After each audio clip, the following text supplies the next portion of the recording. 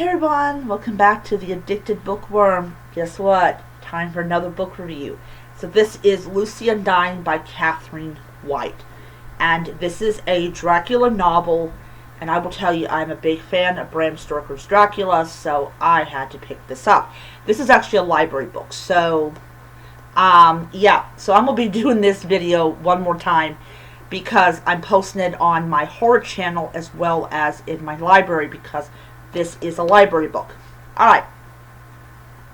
So the story of Lucy in the original Bram Stoker's Dracula was that Lucy gets turned into a vampire and she gets her head chopped off. Now, I'm going to warn you, there's going to be some spoilers, but y'all want me to do longer video reviews, so y'all going to get what you want.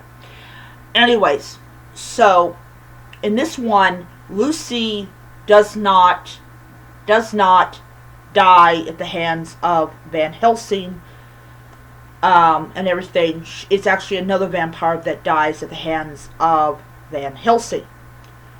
Now, Lucy in this story is very, very much a lesbian. However, in the time period, even if you liked women, you still got married to a man and had his children. Because, you didn't want, went to the state if you didn't have any children. Also looked kind of weird. Andrew is supposedly a very kind and very nice man. However, when he discovers that his soon-to-be wife is a vampire, he kind of no longer loves her, which obvious reasons why. Anyways, so Lucy has to watch this one vampire die in her stead, and this causes her to go through this 165-year journey through time and events. So most of this book is divided up into most of the book is divided up into three parts, or three points of views. Lucy when she was human, Lucy while she's a vampire, and Iris who is trying to hide from this pharmaceutical company, or from this company that her mother was CEO of. Now, there are some dark dealings in this whole thing. So she encounters a guy called Ref, I think that's how you pronounce his name. He has a husband called Antonio, or Anthony. I hate when I cannot. I think his name was Anthony. Anyways, they strike up a friendship, and because Ralph was really nice to her, she decides to give him her house. This posh house in a posh part of London, where, they're going to stick out like sore thumbs. But still. Anyways, so she knows that there are vampires that are working for the company. Now, how in the world is this even possible? How in the world are there vampires working for this company? Well, first of all, the company is a giant vampire pyramid scheme. And here's the thing. It was created by Mia. So Mia Harker, who ended up marrying Andrew, founded this company. Now, here's the thing. So, going back to the original Dracula, Dracula finally got his hands on Mia, and he bit her, and they battle Dracula, and Van Helsing defeats them and kills them. Kills him again, and Mia becomes human again, and all that. In this book, that is not the case. And I really do like the author when she definitely expanded upon how powerful Dracula happens to be. Sorry. Or how weak he is, therefore he's more controllable. So, here's the thing. Dracula did not even realize what he was getting into when he dealt with Mia.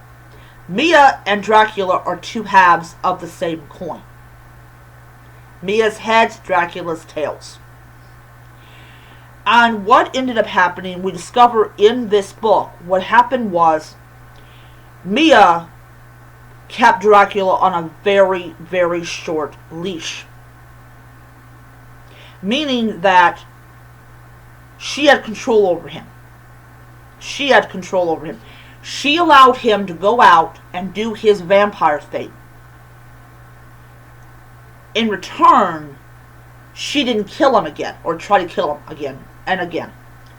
So, Mia is alive in this book. And you kind of get a feeling that Mia's alive in this book just because Lucy says over and over again that she can sense Mia.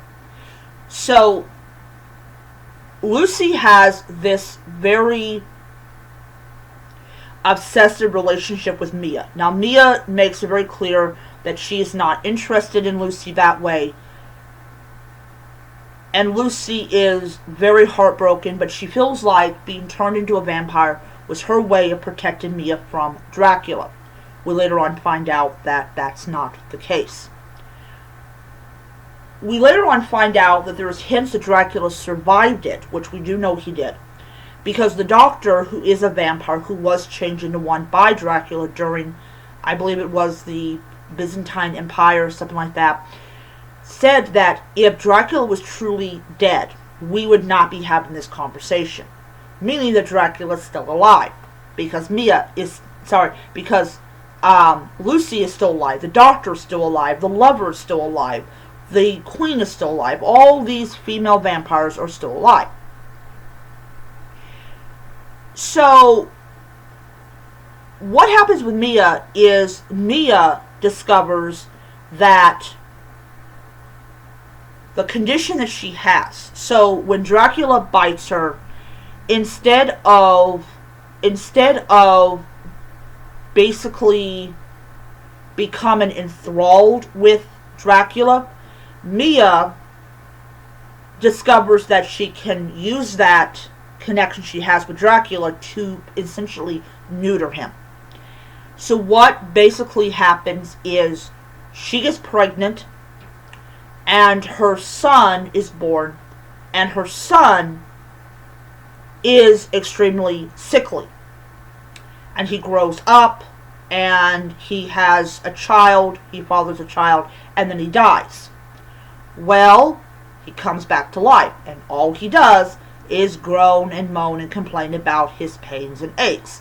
What does Mia do? Mia kills him. Her grandson grows up, has a child, he dies, comes back to life. They are known as natural. She did not use the word in it, but I'm going to use the word. They are hereditary vampires.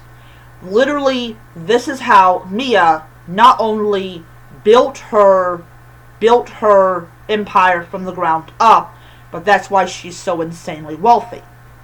Now, here's the thing about it is Mia changes mostly men into vampires, but does not tell them this is what they are.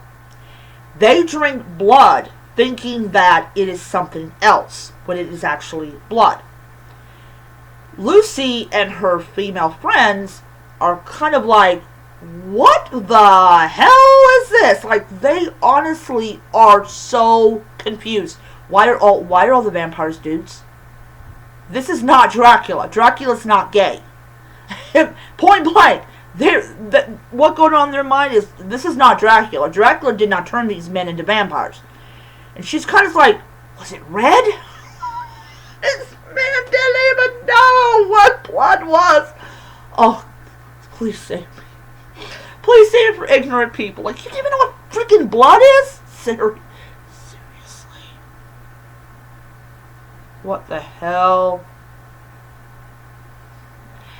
And that, of course, is how Lucy discovers that Mia is still alive. Well, actually, she's not alive. She's undead.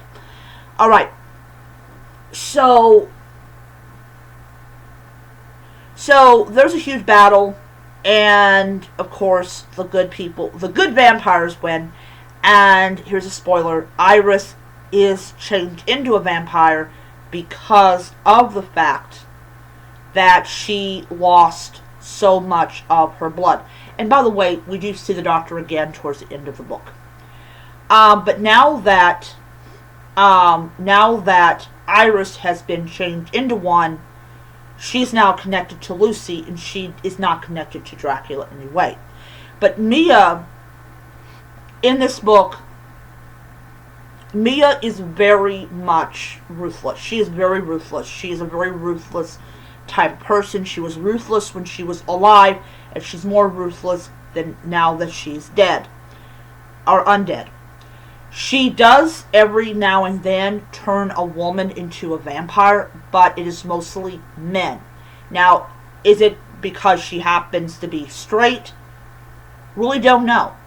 She could be bi. We don't really know. But, of course, she's now a dead body, so who freaking cares? Another thing that happens now that Iris is a vampire, she sends a letter to all these people that got rich off of sucking dry other people's life savings. And she said, how about $1 million per vampire? Like, literally. Like, as soon as Mia dies, really dies, all the vampires that she created happen to die as well. So, including that woman called San Pedro, she does not know she's a vampire. And she dies. She dies in this book. However, Dracula is still out there because Lucy is still alive or still there. Iris sends those people a lovely letter. Like, I know how much all of you are worth. I love it. Now, I'm going to also say something else. So there's a scene in the book that I was totally cheering Lucy on over and over again. So, here's a rule. And Lucy makes it very clear because she's been around for 164 years.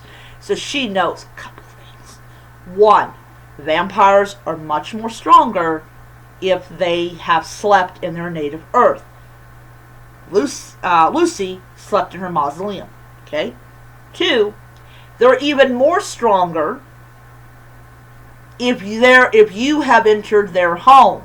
So this is why Jonathan Harker was powerless against Dracula, because Jonathan was in his home, and Dracula was basically ruler of that castle.